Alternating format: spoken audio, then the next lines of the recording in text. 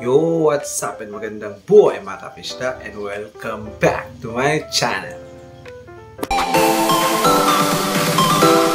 So mga kapista, for this day's episode po is pupuntahan po natin yung ating Magna Daphnia. So dahil po sa dami po ng kumuha ng ating Magna Daphnia is naubos po yung dalawang lalagyan natin. So dahil po doon is i-reset natin siya, then lalagyan po natin siya ng mga bagong Magna Daphnia po. Alright, so ito na po yung lalagyan. So ito po yung lilinisan natin. Yan, pati ito po. Yun. So dahil sa yung last po na bumili is inubos na po natin lahat para sa kanya. Then nice, i-reset natin siya dahil sa ang daming snails. Yun.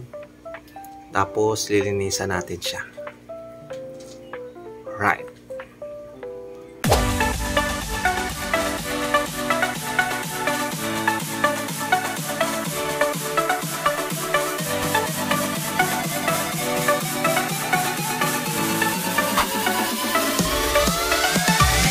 So ayan mga ka-fishda, naugasan na po natin. So sana po is wala na pong naiwan mga snails po and yung mga itlog po nila. So for now is ibibilad muna natin sila kahit mga 30 minutes para panigurado po na wala pong naiwang mga eggs po ng mga snails. A few moments later. So ito na po mga kapishda. So hopefully po is wala na pong naiwan na mga snails po, pati yung mga eggs po nila.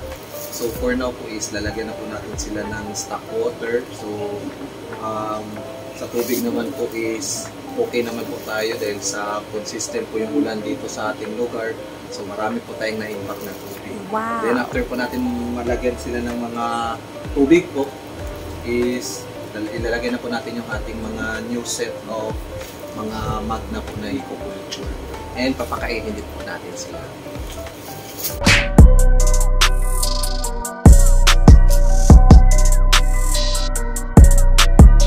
So ayan po mga kapishda, so nilagyan na po natin ito po. Yo. So ito po siya is pinuno na po natin dahil sa ito na lang po muna yung uunahin natin dahil sa dito po na container po natin is meron pa rin po ako nakita na mga mangilan-ngilan na mga snail. So i-stop muna natin to dito sa next batch na lang po ito.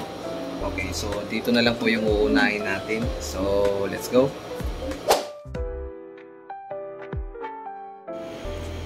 So dito tayo kukuha ng mga new sets of na i-reculture natin mga ka-fishda. Yun no. Dami pa no.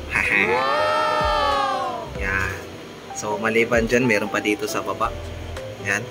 Kukuhaan din natin ito dahil sa parang overpopulated na sila dito sa container po nila. So babawasan din po natin sila. Yo. Let's go.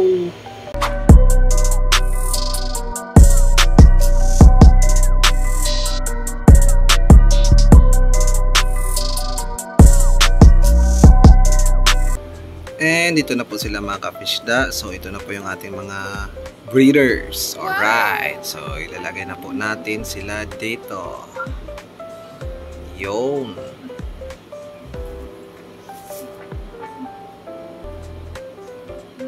Yan.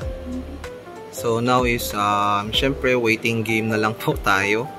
So hopefully mga 2 to 3 weeks from now is magbo-boom na naman itong culture natin. Yon.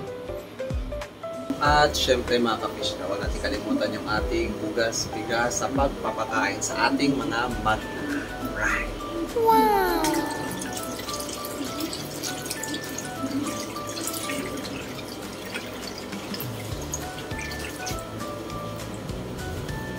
At ayun mga kapishda, so don't forget to like, share, follow, and subscribe para lagi po tayong updated sa mga bago and